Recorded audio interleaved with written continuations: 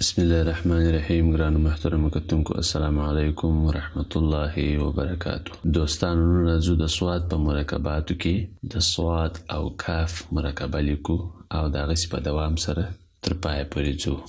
خدای دې وکړي چې تېر درسونه ستاسې د خوښې وړ ګرځېدلي وي. که مو چیرې خوښ شوي وي نو د دوستانو سره یې شیر کړي او دغه رقم زموږ چینل د سره سبسکرایب کړي او د بیل تڼۍ ووهئ تر څو راتلونکي درسونه په اپډیټ شکل تر تاسې پورې در ورسیږي. دوستانو راځو د سواد او کاف مرکبه ده چې اول د سواد حصه په همدې شکل سره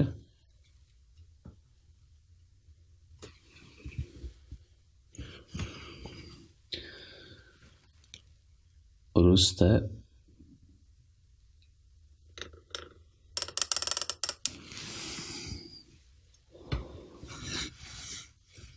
د سواد او کاف نښلول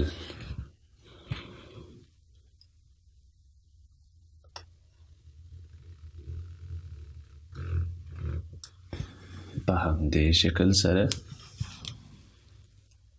پر دا حصه یې هم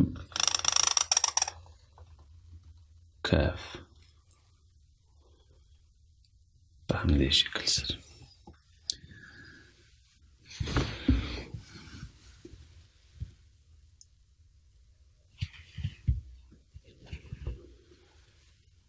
چې دا قسمت یوه او نیمه نقطه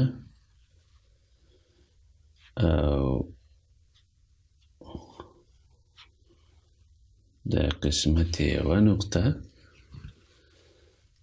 دغه رقم د کاف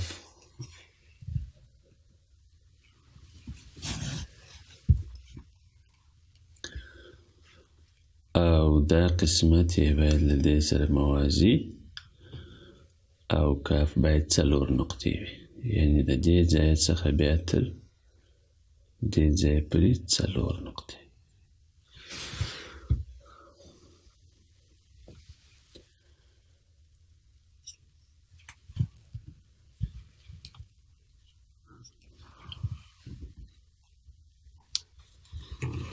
اوس راځو د صاد او لام مرکب توري دي.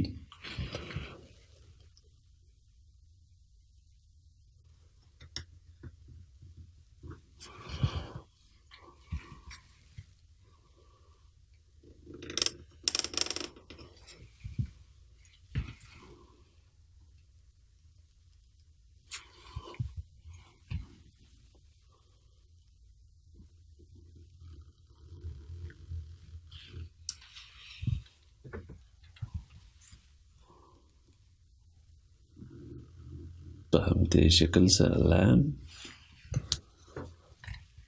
او وروسته یې د لام لمن په همدې شکل سره.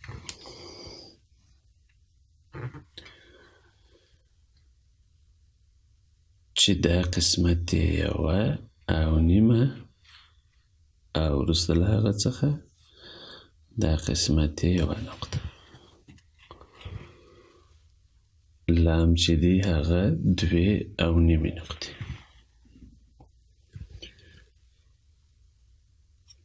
په همدې شکل سره راځو د صاد او میم مرکبه په همدې شکل سره لیکل کیږي.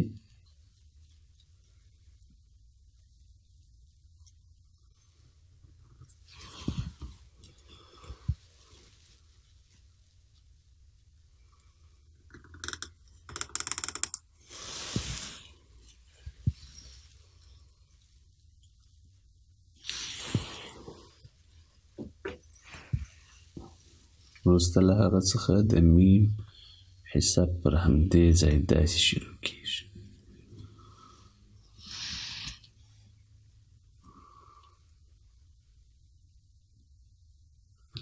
همدې شکل سره او بیا هم د میم برخه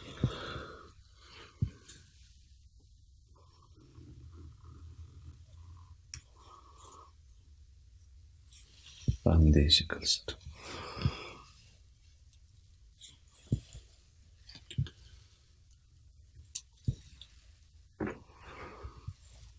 چې دا حصه یې باید یوه نقطه او دا حصه یې باید دوې نقطې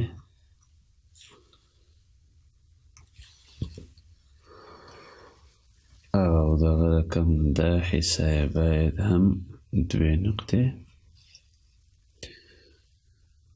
او دا حصه یې باید څلور نقطې. په همدې شکل سره دوستان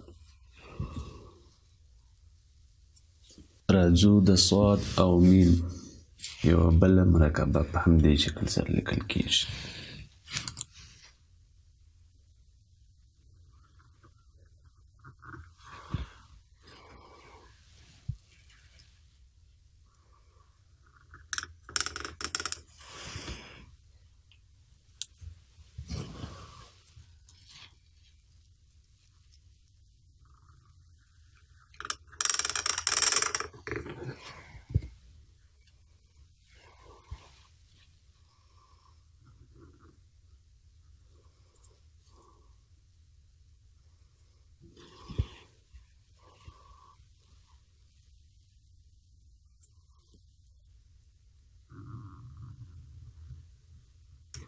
په همدې شکل سره دوستان چې دا حصه یې تر دې حصې پورې یوه نقطه باید ځای کړي او دغه رقم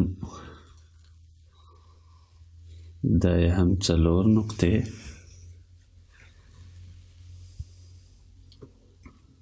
او دا حصه یې باید یوه نقطه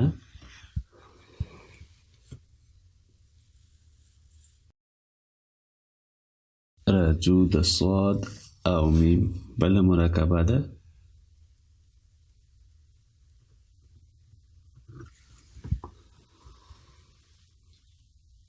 په همدې شکل سره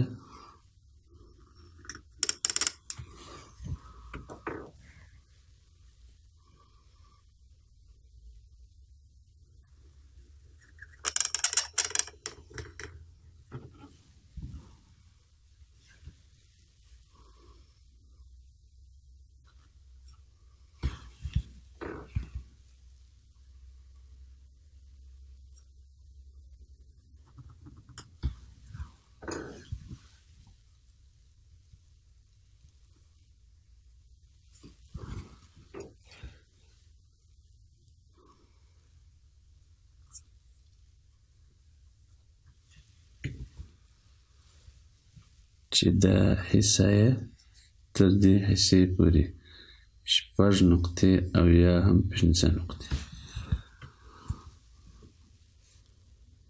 او دا حصه یې باید تر دې لږ نکې لوړ وي.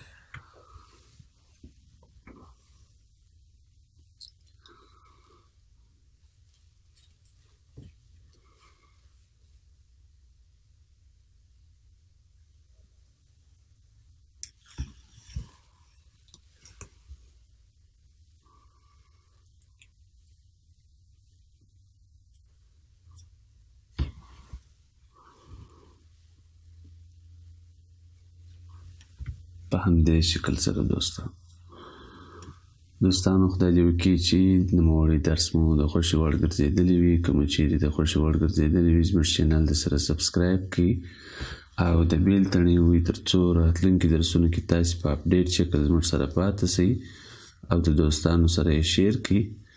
نور مو وخت نه نیسم. السلام علیکم ورحمة الله وبرکاته.